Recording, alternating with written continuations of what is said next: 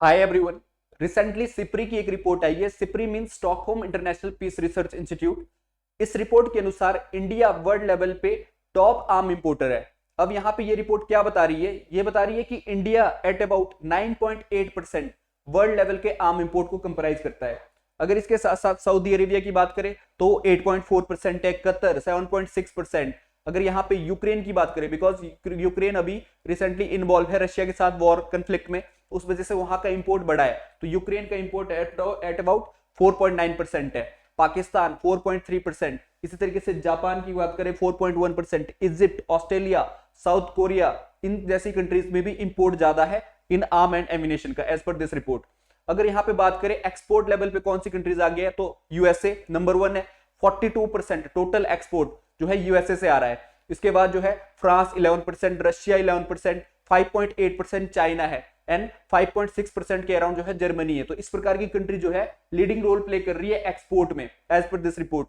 अगर इस यहाँ पे बात करें टोटल ओवरऑल, तो 50% जो है एक्सपोर्ट घटा है रशिया का, 17% जो है एक्सपोर्ट बढ़ा है यूएसए का, एंड ओवरऑल 50% इंपोर्ट बढ़ा है आर्म एंड एमिनेशन में यूरोपियन यूनियन का।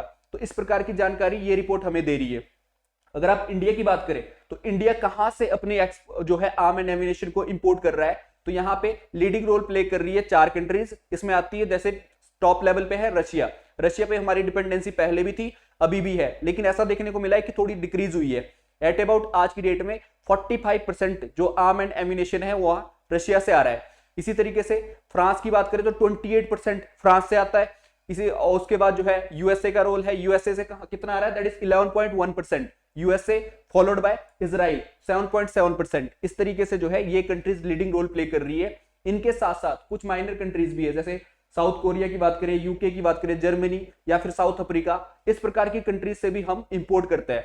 अगर यहां पे बात करें ओवरऑल वर्ल्ड लेवल पे मिलिट्री स्ट्रेंथ की, तो इंडिया कितना एक्सपेंडिचर कर रहा है अपनी मिलिट्री स्ट्रेंथ में, तो इंडिया का टोटल एक्सपेंडिचर में 4th प्लेस आता है। टॉप लेवल पे है USA, followed by China, followed by Russia and then India. तो इंडिया का टोटल मिलिट्री एक्सपेंडिचर कितना है? That is 81.4 billion US dollar. अगर यहां पे बात करें हमारा जो बजट हुआ है, बजट सेशन में टोटल बजट जो डिफेंस के क्षेत्र में हमने साइन किया है इस बार, that is 5.94 lakh crore total budget जो है डिफेंस के लिए, जो कि हमारे टोटल बजट का एट अबाउट 13% है। और इसमें प्रीवियस ईयर से भी 13% राइज देखने को मिला है डिफेंस के एक्सपेंडिचर में। इंडिया की अगर बात करें, इंडिया जो है इंपोर्ट तो कर ही रहा है, एक्सपोर्ट भी करता है डिफेंस के क्षेत्र में। इंडिया का एक्सपोर्ट भी देखने को मिलता है, चाहे आप साउथ एशियन कंट्रीज की बात करें, अफ्रीकन कंट्रीज की बात करें, मिडिल ईस्ट कंट्रीज की बात करें। इंडिया में ब्रह्मोस क्रूज मिसाइल की अगर बात करें तो उसकी डील मानी जा रही है कि रशिया इंडिया की जो डील हुई है दैट इज फिलीपींस के साथ भी हुई है, एमओयू साइन हुआ है। इसके साथ साथ वियतनाम ने भी इंटरेस्ट शो किया है अगर आप ब्रह्मोस की बात करें तो। इसी तरीके से एक वरुण अस्त्र, एक टॉर्पिडो है, वरुण अस्त्र टॉर्पिडो में इंटरेस्ट शो किया है अगेन वियतनाम ने।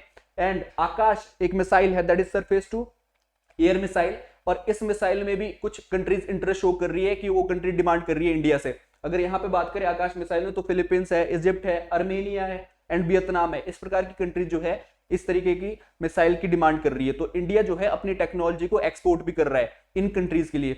तो इस तरीके से जो है ये रिपोर्ट हमें बताती है कि किस तरीके से वर्ल्ड लेवल पे हम जो है लीडिंग इंपोर्टर है, और इंडिया की टेक्नोलॉजी खुद कितना इंडिया प्रोड्यूस कर रहा है टेक्नोलॉजी, और किस तरीके से डिफेंस के क्षेत्र में इंडिया एक्सपोर्ट भी करता है चीजें।